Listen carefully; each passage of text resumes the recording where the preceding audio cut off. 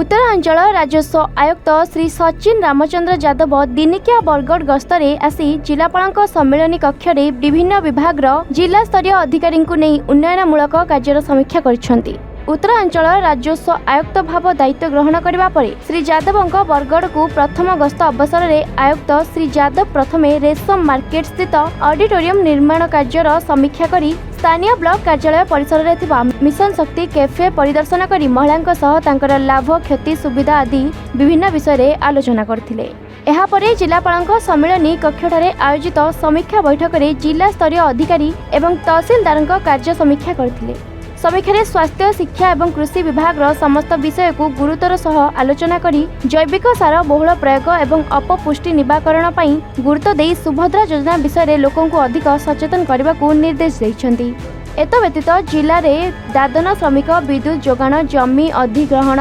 विस्थापित लोकों को पट्टा प्रदान ग्रामांचल हाउसिंग मधुबाबू पेंशन योजना पोषण कार्यक्रम स्थिति शिशु श्रमिक स्थिति विद्यालय मानकरे ड्रॉप आउटर स्थिति आरएमसी मार्केट सुपरिचालना इत्यादि विषय में आलोचना करने सह नियमावली हिसाब से समस्त कार्य करने दिगरे यत्नवान हेबाकु निर्देश देथिले। समीक्षा पर स्थानीय गणमाध्यम प्रतिनिधि वार्तालाप करने सह सेमानक जरिया समग्र बरगढ़ तथा पश्चिम ओडिशावासी को पवित्र नुआखाई पर्व अवसर में शुभेच्छा जणाइछन्ति।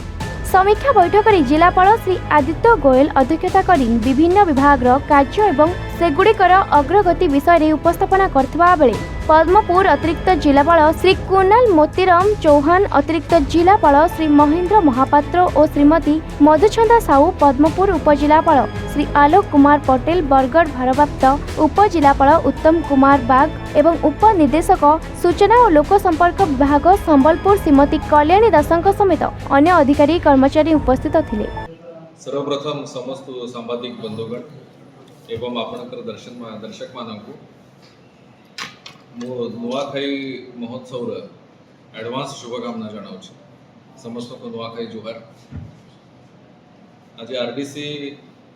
नॉर्दर्न डिविजन पदभार ग्रहण कला परे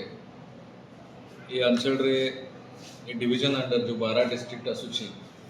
से 12 डिस्ट्रिक्ट इंट्रोडक्टरी रिव्यू नेबा पाई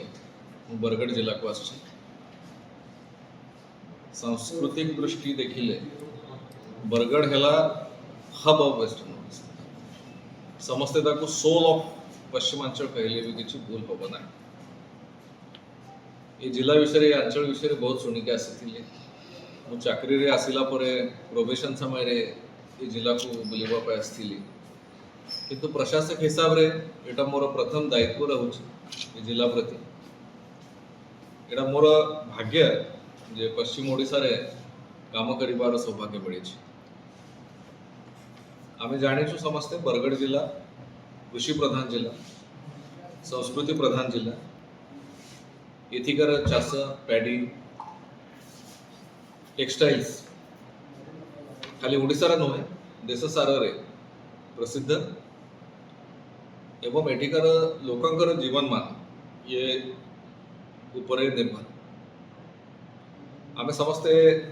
जानिछु जो नॉर्दर्न रेवेन्यू डिविजन जहाँ अछि तार परिचय होची इंडस्ट्रियल किंतु इंडस्ट्री सांगरे संस्कृति और चाष ये दुईटा जिनसा से खाली सेतिकी नुहे ताठू अधिक इम्पोर्टेंट ता उपरे जीवन ता उपरे चले से दृष्टि Bargarh is the centre of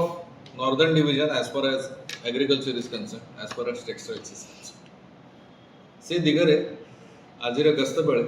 ये जिलापाल महोदय मत किसी इंपोर्टेंट प्रोजेक्ट दिखाइले आगे गस्त बेले तापर आम जिला ऑफिस रे आसिकी जहाँ मेजर सेक्टर अच्छी डेवलपमेंट तारा आम पुंखा ना पुंखा आलोचना करिछु। Bargarh जिलारू Vijay Kumar मिश्रଙ୍କ report Avon Odisha.